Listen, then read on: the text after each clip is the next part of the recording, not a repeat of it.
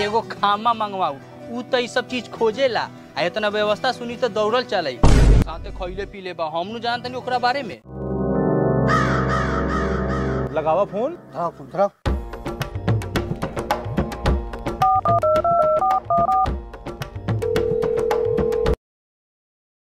Hello, ए हाय इधर बतियो। Hello पाहुन, हम बाबूजी बोलो तनी। काहेला कोनो के सिखैला पर झगड़ा दन करल। भाई पटीदार होकेला कहियो साथ ना दी, दे गिर जाए तो परिवारे देखी। एक काम कर, यहाँ पर आव, पैसा दो तनी, दुकान खुलवा दो तनी, अपना खुशी से रह, खा पिय अच्छा से रह। एक काम कर, यहाँ व्यवस्था कर दिल बानी, मीट सलाद। माना तनी बुलेट भाई, शादी हमिए करैले बानी, सारा गलती हमरे बा। लेकिन इहो बात तोरा माने के पड़ी कि दामाद तोहर बा आ तोरे रही, हमर ना हो जाई। ठीक है, कहा तभी दैया अपन कहीं छूटला, झगड़ा दन से कुछ होके वाला बाना आवे, हम समझाए तनी ठीक से रही सब। जी सरपंच साहब, जैसन रहुआ चाहू।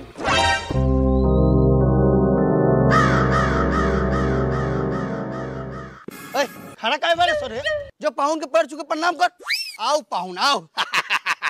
आओ।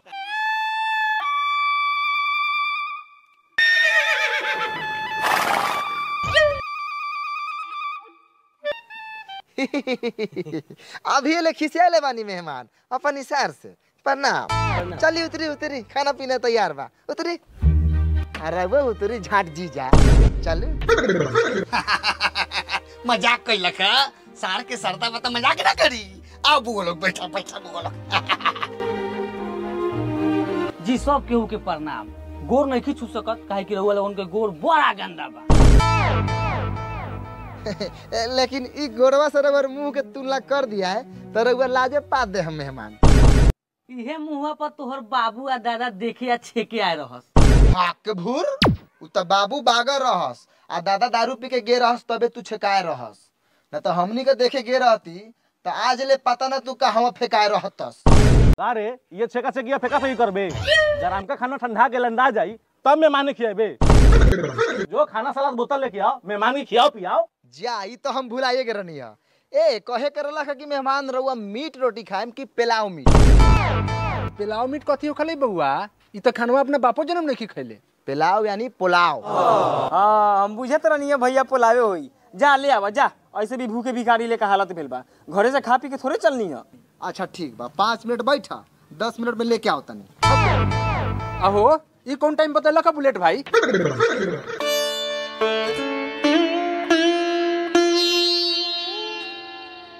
मारू मारू सारा सर मारू, सारा मीट भात सलाद रउए लोगन के खींचे के बा। अरे वो लोगन आओ खाओ, बहुत बा। ना ना रउआ खाओ, रउआ खुश रहे तो सब केहू खुश रहे। दीदी कहाँ हुआ? दीदी दीदी घर में दाब पिजावता। दाब? उ काहेला? ऊ 5 गो काच करची मंगैले बा, दतवन बनावेला। रउआ लगन सबेरे मुंह ना धोम। अच्छा अच्छा अच्छा, पिजावे दो पिजावे दो।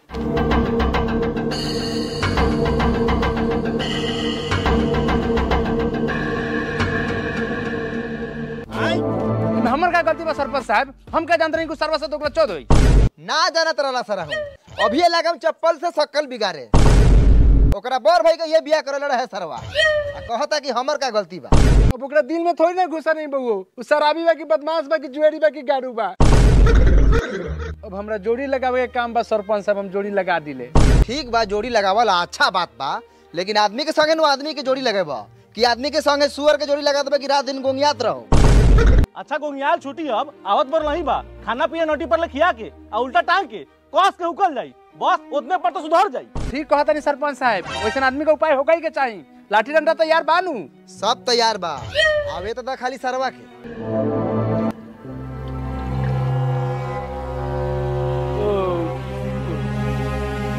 तब सरपंच साहब अब कितना सेवा पानी हो को? निकाल रस्सी कर लाठी, अब बाहर चला सके।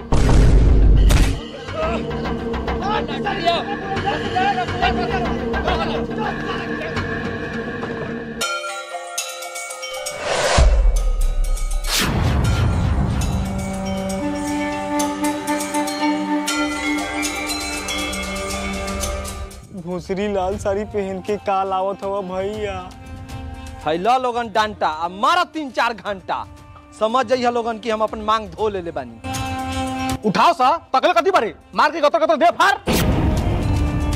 चल खैले पीले साथ बा लौड़े पे हाथ बा मार दे। अरे खैले पीले फेंकले पाता हमरा तोरा लार के नाता। हटो लोग साइड होकर साइड होकर।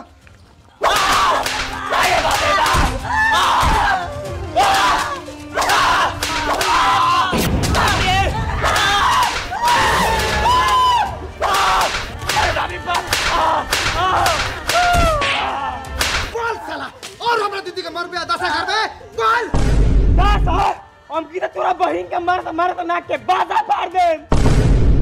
नहीं क्या मानने वाला मुंह आने सरस सके।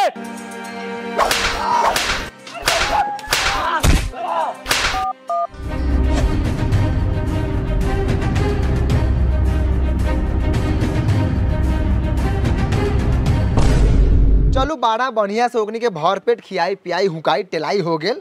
अब रउआ लाहे से ओकरा बापुआ भैयावा के फोन करके पोलाऊ बोलाऊ आ उपाय लगाऊ का रे बाबूजी। ये तो हम तो कहत नहीं बुलेट से दोनों गोरा के मर्डर कर दिया केहू जानत थोड़ी बा कि तहां आइल बा। ऐसा दिमाग दिला तो मारम बहन चोदू के बेटा दिमागे सोच हो जाई। ई सरवा पट्टीदार नु बा सरपंच साहेब। पट्टीदार सरवा से चाहेला केंगे पट्टीदार के फसाद बढ़िया दिमाग ना दी कि ओकर गोर काट दी हाथ काट दी कि जिंदा रहो ना कि ओके सीधे मर्डर कर दा कि हमनी के फंस जाई। साला एकनी के पता कैसे चलल हो। साला मुखिया पुलिस के लेके आ गेल। बबुआ सब ते में अपने बनी गद्दार के बा। एमे विजय बाबू के बा। जी बानी तो हम ही है लेकिन सबसे पहले हमरे नाम काहे लेता नहीं। फोन करके तुए निकल रहा कि जल्दी थाना पुलिस के बुला के ले आओ ना तो तोरा भाई के मुंगा दी सा। कहां बा करिया उजर भाई हमर। बाबूजी होश में आ गेल बानी पुत्रा चली जल्दी। कौन होश में आ गेल बा रे। है वो कहे वाला बात है। दुगो खांसी रहलैया करिया उजर ठंडा तेल पी के बेहोश हो गेलैया ओकरे दिए त कहत है। कति भरुआ लेकिन टिटी कहले बारे इनकर दुगो बेटा आरे लगा ससुराल घूमे कहां बा बताओ। हां तो ऐसे बोल ना मर्दे हम लारे जाना त कहां बना बा। हमनी त बढ़िया से खाना पीना खिया के हक देनी है का रे दीदिया। तब का उ आवल त 1 मिनट ओकर गांठ टिकल है छुल छुल छुल कहले रहल है। दरोगा जी हमरा ओवर हाइट के कसम खा के कहतानी अगर हम झूठ बोला तो हम तरुआ और भुट्टा हो जाए। इस सरवासन पे हमरा शादी के बेर से भरोसा नहीं के कई बार मारे ला तिकले बा। दरोगा जी मारी तरुआ 2-4 गो गोली तब एक निका बोली यही चला दियन गोली। दरोगा साहब के बुझात नहीं कौना गांव में आयल बारन।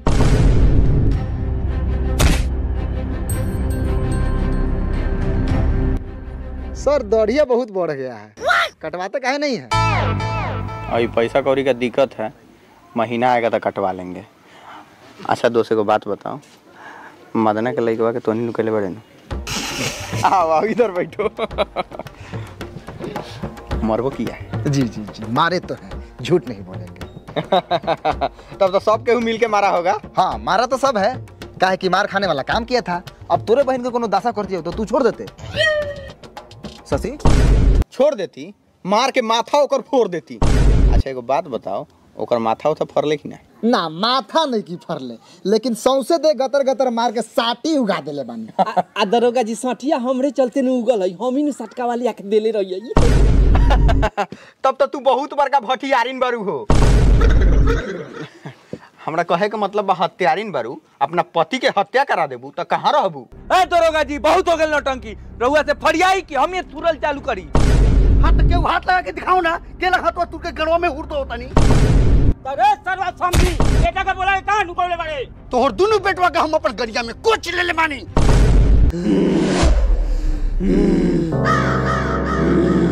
हाय लियो का मेहमान जी आ गेलथिन। हम कहत रहनी कि ना मेहमान जी बेहोश रहलथिन है। प्रणाम मेहमान जी कहू समाचार बताओ। हाय बपिया जी फिर वो जिंदा बानी हम जानते नहीं वो मर गेल होक भाई। भोसरो एक्टिंग करत तारू।